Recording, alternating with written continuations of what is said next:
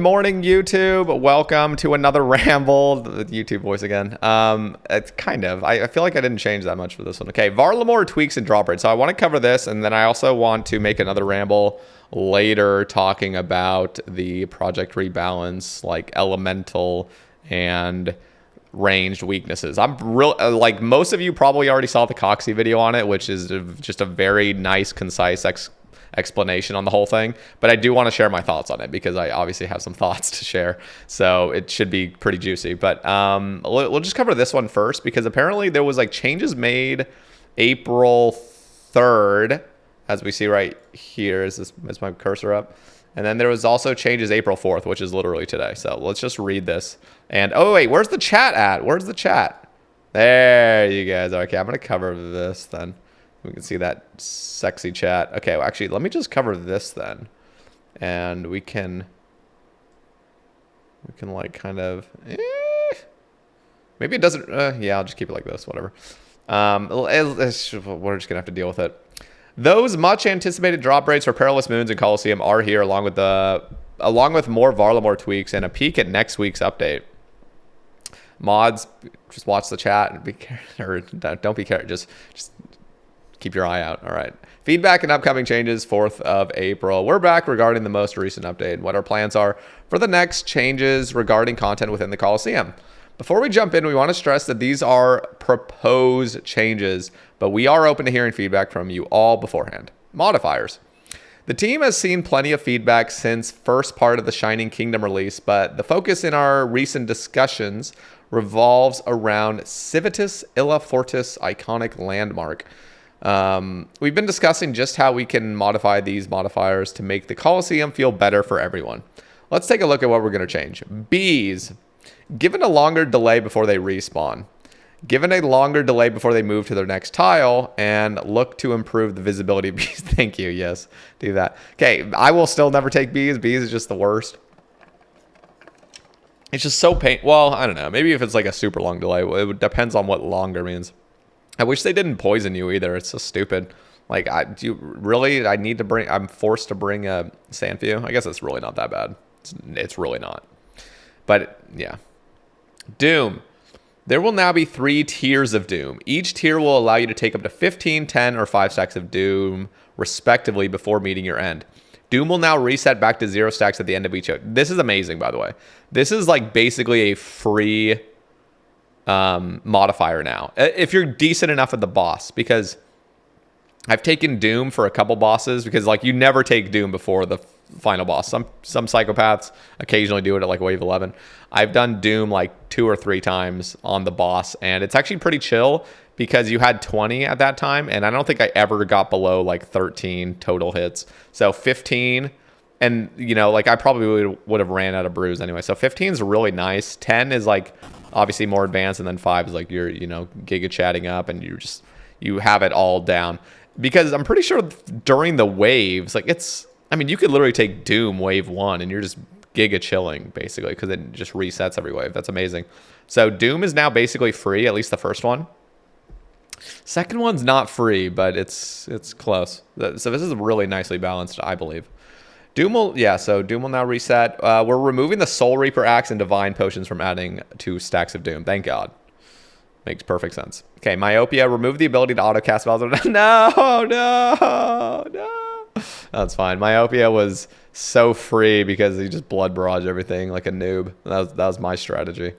This means you'll be able to manually cast with this modifier. So that's... Wait, what? This means you'll still be able to manually cast with this modifier. Oh. Okay, so you can still do it. What? That's weird. Okay. I mean, I guess that's fine. That is... Okay, whatever. It's like, why not just remove both? But I get it, I guess. Maybe engine work? It just seems weird. It's like... I don't know, whatever. I don't know why I have such a problem with that. It just feels like it's incomplete. Like, really? Like, so you can't auto-cast it, but you can just manually... Whatever. It's going to definitely help. So I might still do Myopia, but it's just going to be a little bit more clicking. A lot more potential misclicks as well, which isn't fun, but whatever. Relentless, change to how the additional accuracy is applied to the monster hit. So this is actually really nice. So when you first get Relentless, prior to this change, by the way, Relentless was guaranteed everything's going to hit you. And then there was 1 additional damage, 3 additional damage, and 6 additional damage per tier. Now it's making it so it ignores 33% defense on the first stack, 66, and then all defenses on the third. So, damn, Relentless is really chill. Like, this is a super, super chill one. Like, I'm like always going to be taking Relentless now. So, additional, yeah, like at least 1 and 2 is pretty easy now. Totemic, increase cooldown before respawning a new totem if the first is killed. Thank you. Thank you. God damn it. The amount of healing will be reduced. Thank you. Like, that is all we needed. Totemic was really not the worst thing ever. Like, I remember getting like Doom, Scorpion, Bees, and Totemic, and you're always going to choose Totemic. And, oh, they did get rid of Doom Scorpion, by the way. So that's the next one. Thank you. I actually never even did that. I don't even know what that invocation really was. I just, apparently some Scorpion summons or some shit. So, yeah, that's, I like this. The Totemic change is nice. And what was really cool about Totemic is like the totem almost always spawns on their like southwest or southeast, southwest tile, I'm pretty sure. But yeah, on every single one. So that was really nice. So whenever you're like blood barraging or something, it just always hits it. So they did a good job in incorporating that. Manti Mayhem, new. Manicore's orb attacks become stronger each time this is chosen. This makes missing your flick slightly more punishing, but won't change how many times you need to flick. This is just free. Literally free. Actually free. Drop rates. Another key piece of feedback we've seen is that the drop rates for the uniques you can obtain went against what was initially mentioned in previous news posts.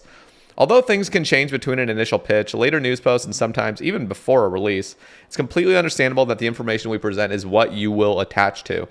We'll make it much clearer throughout development which areas are subject to change and highlight those that should not. We've already got some thoughts on how to do this. As for what we can do, first we're going to make it so that both the Sunfire armor pieces and the Echo Crystals can be obtained from completing Wave 3 onwards. Not only that, but we're making it so you will hit the unique table more often with a higher chance given to the Sunfire armor pieces. As for the Tonal Sticks, I still don't know how to pronounce that. Tonal Sticks? I don't know. They will only be obtainable from completing Wave 7 onward. Okay. We'll be updating the original image with Coliseum drop rates to show exactly how these proposed changes will impact things. Unique improvements. Okay, so not only have we improved the drop rate for the Coliseum's uniques, we've also attempted to tackle the feeling that some of the items are underwhelming when compared to the content they come from. So let's take a look at these changes. Echo Crystals. These boots will now be made for much more than walking.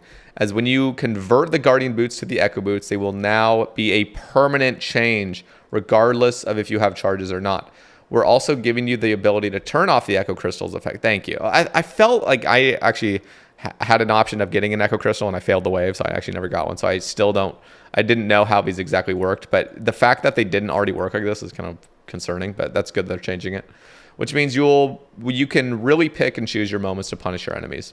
As for the Echo Crystal charges themselves, we're upping the number of charges per Echo Crystal to 6,000 and increasing the maximum charges on the boots to 60,000. Wow. It's roughly 2.5x more use from the crystals and 6x more space in those boots. As a final note, we'll be increasing the alch price of Echo Crystals to reflect its value more accurately. Cool. Tonal Sticks of Ralos. We're going to remove the 50% cap on damage reduction from its special attack, giving you the freedom to use it as much as you possibly can. Just like the Echo Crystals, we're upping the alch price of this item too. Okay. Sunfire Fanatic Armor. We're not changing anything about the armor pieces. Their alch prices will be adjusted accordingly. Dizana's Quiver. Last but certainly not least, let's talk about the real reason you're all talking on Soul Heredit. We've consistently seen the feedback from you all that the quiver looks underwhelming, yes, especially when it comes to its size and grandeur. We showed off these previous concepts before, but want to see what you just like making up words. Want to see what you think one more time to make sure we're heading in the right direction. Let us know what you think about the new versions. Okay. You know what? I like the flap folding out, like the max cape folding out. Okay, first of all, they had to make the quiver bigger, so that's great.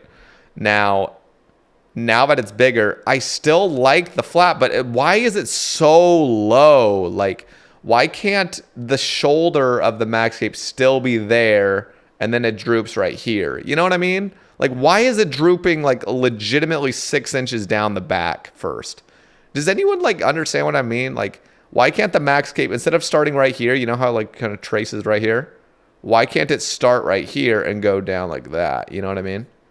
So it looks like it's not just like hanging on by a thread on your back. You know what I mean? Anybody? Nobody? Okay. Yeah. Any cat bobs? So I actually do like A the most. Actually, I like the arrows on. Wait, what? What's happening? Why do the quivers? Oh, this is charged and uncharged. I see. So the charged one, I do like these arrows. So I wish. Wait, are they already? I'm confused. We're choosing A or B? Is that what's going on? Or A or B is the charged and uncharged? Because I'm confused. I just think raised A is the best. Yeah, I like the flat, but why is it so low? Just lift it up a little bit. Not even like lift the bottom part. The bottom part can all stay, obviously, but like just raise this a little bit.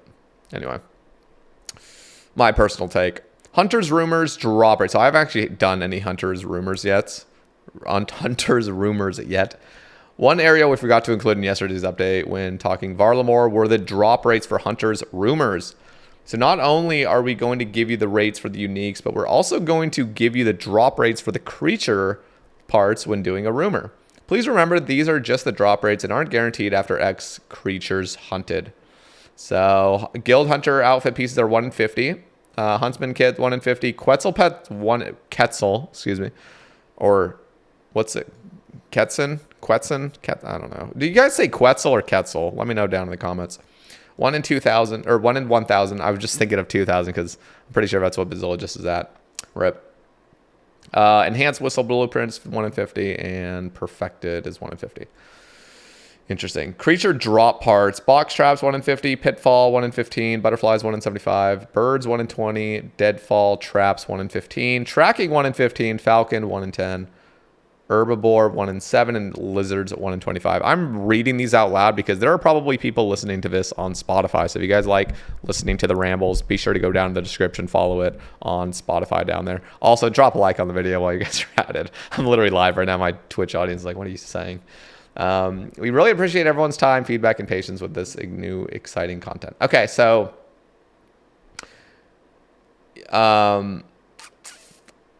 so these are like the last kind of things I'll kind of share is just like some of these. So we were under the impression that Perilous Moons was like about a 1 in 20 to get something, but apparently it's actually 1 in 14 is the actual odds of getting a unique each run, and each run is a 1 in 56. Like, so if you complete the Blue Moon boss, now you have a chance of that. So I'm pretty sure, correct me if I'm wrong, guys, but does that mean if you only killed the Blue Moon guy, you could only get a chance at Blue Moon armor, and it's a 1 in 56. And the other question is, so I've never seen a duplicate chest yet, but apparently those are possible. So if you were to kill all 3, go loot the chest, is there a chance of you getting 2 Blue Moon sets, or is it only the maximum possible you could get is just 1 item per the boss you killed? So you could get a triple chest technically, but that would be assuming you rolled a 1 in 56 from all of them, which would be crazy odds. So let me know if you guys know, but I'm pretty sure that's how it goes. I didn't even really read that like super clearly. So, yeah. So the Coliseum pets 1 in 200, really nice. Plus, you know, you can now dissolve these quivers into, what is it, 4,000? I think it is 4,000 charges. I'm kind of all over the place with this because oh yeah, here it is. Dizana's is now 4,000, so that's really nice. Something else I wanted to see was that. Oh yeah, so I'm pretty sure they're making some changes to these drop rates, right? That's what they said in the beginning thing, because wave 3 now you can get the Sunfire stuff. So this graphic's actually out of date. I'm not going to really cover it, but what I said earlier still applies.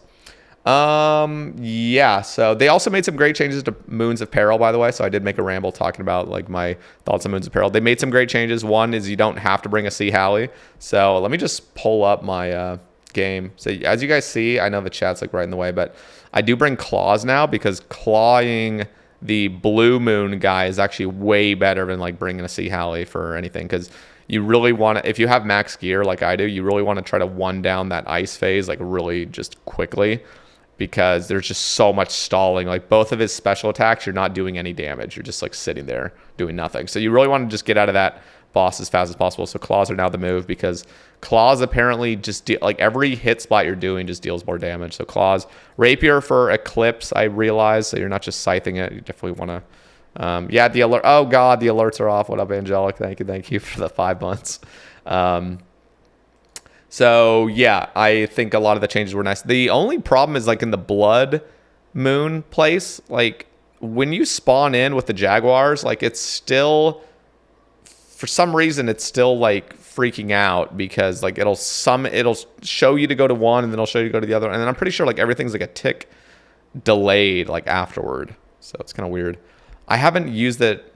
Tonal's ticks. I still don't know if I'm pronouncing that right. So they're probably good somewhere. What up, Beb? So anyway, I'm gonna be covering another ramble talking about the Project Rebalance, Elemental, and ranged weaknesses, which I'm really excited to talk about. I have a lot of thoughts on that. So stay tuned for that later, probably tomorrow, I'd say, in the morning, because I do have a Sebe cast with Devious later tonight. So be sure to check both of those out. And yeah, thank you guys for all listening. Drop a like on the video and be sure to subscribe. I'll catch you guys in the next one. Peace.